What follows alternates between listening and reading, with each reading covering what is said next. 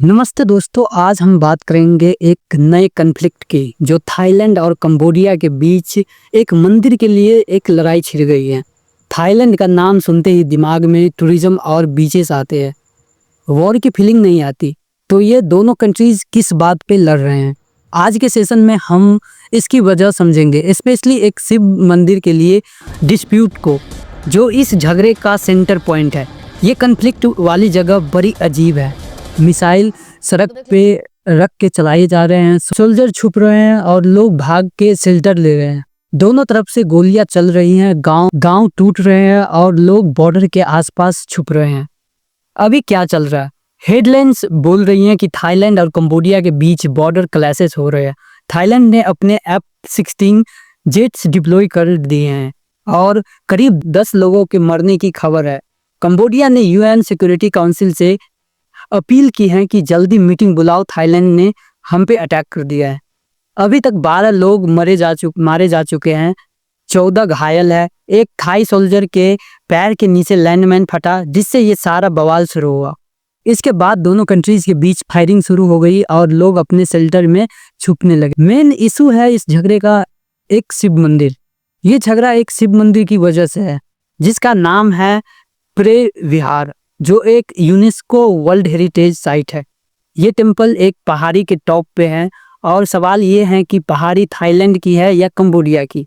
ये temple 11th या 12th century में बना था, जब खामेर एम्पायर था, जो आज के थाईलैंड और कंबोडिया दोनों को कवर करता है। 13th सेंचुरी तक ये दोनों एक ही एम्पायर का पार्ट थे, लेकिन उसके बाद डिवीजन शुरू हुआ और थाईलैंड, जो पहले सियाम के नाम से जाना जाता था, अलग हो गया। इस डिवीजन के बाद ये डिस्प्यूट शुरू हुआ कि ये टेम्पल किसका है। पहले फ्रेंच कॉलोनियल पावर ने, जो कंबोडिया के इंचार्ज थे, थाईलैंड के साथ बॉर्डर बनवाया। वर्ल्ड वॉर 2 में थाईलैंड ने जापान के साथ मिलकर प्रे विहार के पे कब्जा कर लिया। वॉर के बाद Cambodia international court of justice ICJ में गया और 1962 ईस्वी में इंटरनेशनल कोर्ट ऑफ जस्टिस ने 9-3 की मेजोरिटी से कंबोडिया का फेवर में फैसला दिया। उनकी थाईलैंड ने जापान का साथ दिया। टेम्पल कंबोडिया को दे दिया गया, लेकिन थाईलैंड को लगता था कि इस टेम्पल से उनका भी पुराना कनेक्शन है। 2008 में जब यूनेस्को ने प्रे विहार मंदिर को कंबोडिया के अंडर वर्ल्ड हेरिटेज साइट बनाया, तब भी बवाल हुआ था। थाईलैंड का कहना है कि टेम्पल तो ठीक है, लेकिन उसके आसपास का 4 kilometre square area automatically Cambodia का नहीं होना चाहिए।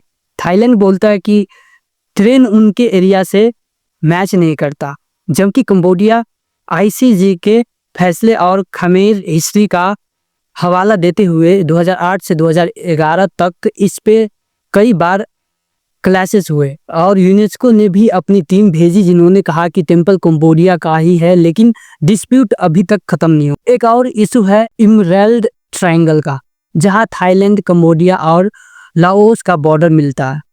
28 मई 2025 को इस एरिया में एक लैंडमाइन फटा, जिसमें एक थाई सोल्जर घायल हुआ। इस घटना ने थाईलैंड में पॉलिटिकल क्राइसिस ला दिया और थाईलैंड ने कंबोडिया पे इल्ज़ाम लगाया कि उन्होंने प्रे विहार और दूसरे टेम्पल के आसपास की लैंडमाइन वो उसी ने बिछाई है। इसके बाद फायरिंग शुरू हो गई। थाईलैंड ने F-16 जेट भेजी, कंबोडिया टैंक लेके आया। दोनों एक दूसरे पे गोलियां चला रहे हैं, बॉर्डर पे रहने वाले लोग भाग रहे हैं और दोनों देश अपने एम्बेसडर वापस बुला रहे हैं। ट्रेड और टूरिज्म भी रोकने की धमकी दे रहे हैं। पड़ोसी देश वियतनाम बोल रहे हैं कि भाई शांति से बात कर लो, नहीं तो बड़े पावर्स जैसे इंडिया और चाइना बीच में आ जाएंगे। कंबोडिया में चाइना का इन्फ्लुएंस है और इंडिया के थाईलैंड और कंबोडिया दोनों के साथ अच्छा ट्रेड है। कंबोडिया के PM ने अपने सिटीजन से कहा कि अगर थाईलैंड में डर लग रहा है तो घर वापस आ जाए। अभी UNSC में भी बात चल रही है, लेकिन कोई सॉलिड सॉल्यूशन नहीं निकला।